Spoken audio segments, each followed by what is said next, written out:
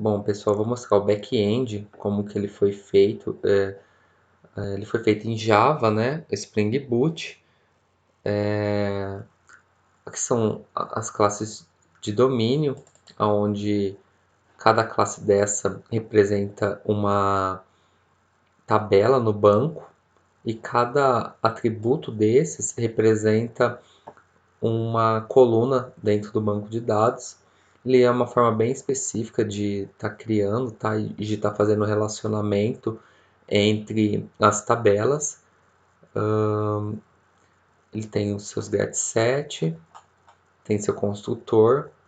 O newDTO ele é uma forma de facilitar a instanciação de um objeto, ou seja, um exemplo aqui, eu posso em um cliente no DTO, ao invés de eu ter que instanciar um cliente, um endereço e o estado, eu posso já colocar todos esses dados dentro de um cliente new DTO e quando eu for instanciar um cliente new DTO, eu obrigo a pessoa que está instanciando a passar todos esses atributos aqui. Ou seja, não existe um cliente novo sem todos esses atributos. E quando eu vou instanciar, o banco de dados, quando eu instancio já todos esses outros, ele já manda para cada local pertinente as suas informações. O estado vai para a tabela estado e assim por diante, né? Endereço para endereço e assim por diante. Aqui ele tem uma formação assim: repository, resource e o service. Service é o meio termo, é onde nós escrevemos a regra de negócio.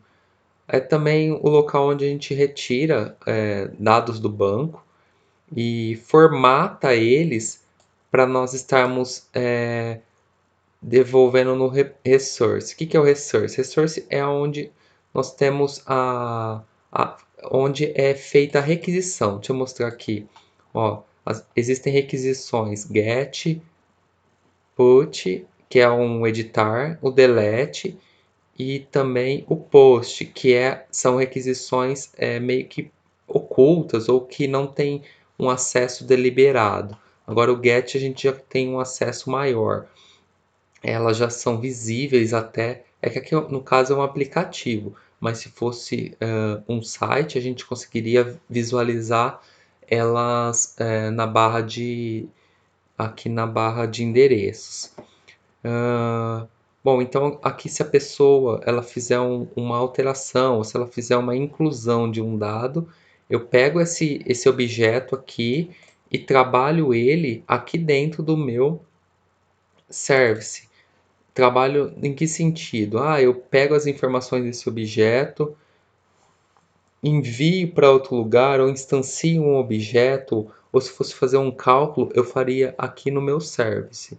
Tudo é feito aqui no service. E aí eu envio para o repository, ou eu instancio aqui nesse framework, os repositories ele já tem esse sistema aqui. Eu não preciso instanciar essas classes de repository. Existe esse auto-hide aqui, onde é possível deixar ele já diretamente instanciado, sendo possível somente eu estar chamando o, o método, no exemplo aqui, ó, um find. O que é um find all? Eu busco todos os dados de um cliente e crio uma lista e coloco uma lista de clientes.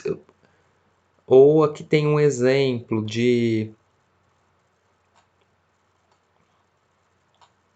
Vamos pegar um outro exemplo ó, de um save. Aqui eu estou pegando um objeto cliente, estou guardando ele dentro do save. O que é o repo aqui? O repo provavelmente é o cliente repository. Eu estou guardando um cliente lá no banco. Ou seja, eu estou chamando essa classe aqui, cliente repository, e estou guardando as informações lá. Bom, aqui dentro do repository, basicamente nós conseguimos fazer buscas, tá? Ó, buscas assim, Ou ela pode estar tão simples assim, mas ela está funcionando totalmente. Todo tipo de busca que tem no framework eu consigo realizar através disso. Essa já é a ligação com o banco. Agora, a conexão com o banco ela é feita aqui no Application Properties. Aqui eu estou num exemplo aqui, no sistema de dev. Eu estou utilizando, para fazer a conexão, estou utilizando uma SQL que está na minha máquina. Esse aqui é um champ. Estou utilizando um Apache MySQL e estou fazendo a ligação diretamente com esse daqui. O prod meu, no meu caso, eu estou lá no Heroku, tá? Tem um link lá. E quando eu coloco prod aqui, o meu sistema já entende que eu estou fazendo a ligação ou a conexão com o banco que está lá no Heroku. E se eu coloco teste, ele é o meu H2. E o que é o banco H2? Ele é um banco que funciona em tempo de execução. Quando eu estou aqui rodando, se tivesse como teste, esse banco, se eu viesse aqui no meu browser, eu colocaria um H2 aqui, eu conseguiria abrir esse. É que agora não vai funcionar porque eu não estou, mas eu abriria o banco aqui e conseguiria visualizar. Ele até conectou aqui, não sei se ele vai entrar. Não, não entrou porque eu não tô mesmo, tô de outra forma, né? Eu tô pelo dev. Bom, voltando aqui, essa informação aqui, ó, none ou update.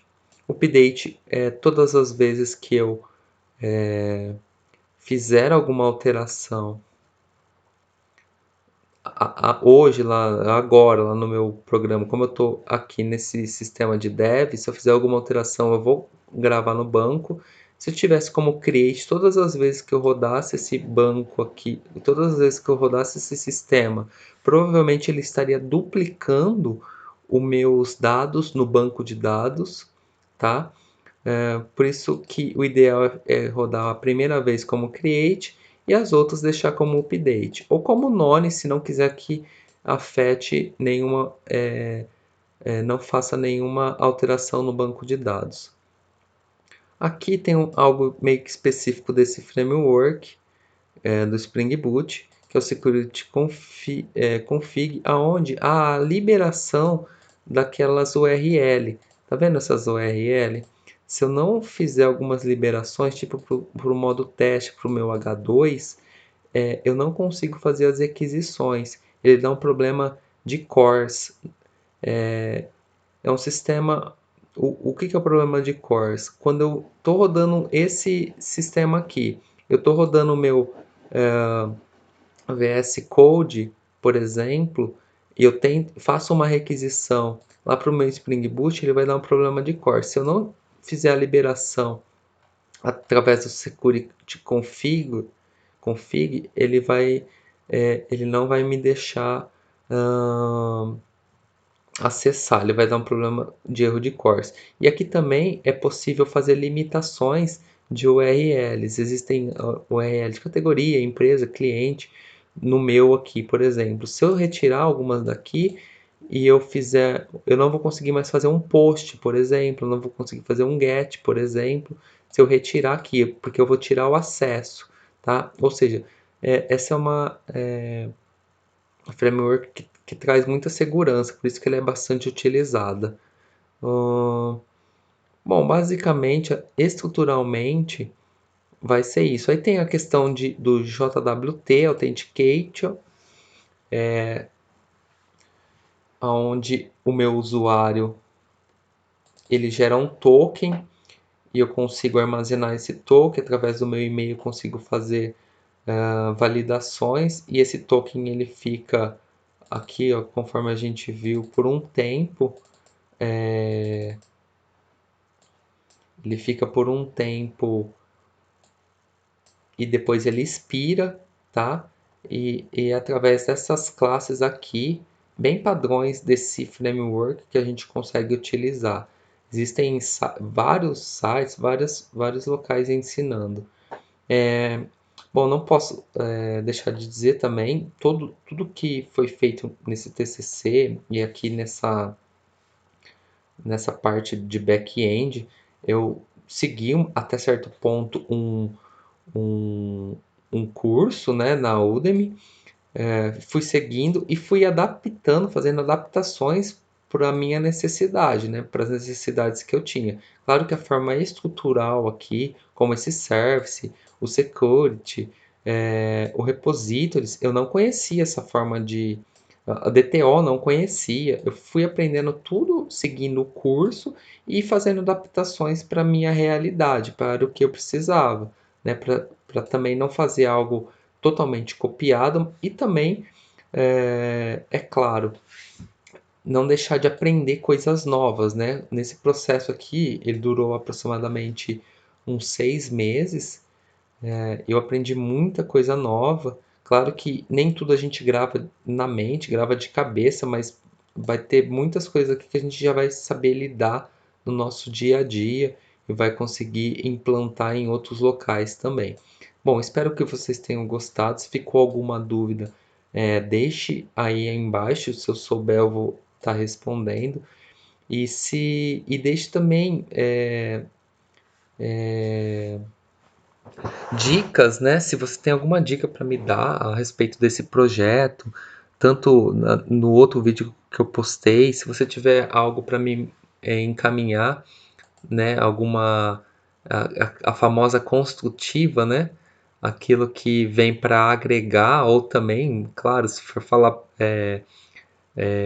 que tem alguma coisa errada também no processo, pode estar dizendo que eu vou aceitar e vou tentar melhorar sempre. Espero que vocês tenham gostado. Até uma próxima. Se for possível, se inscreva nesse canal e deixe seu like. Até uma próxima. Tchau, tchau.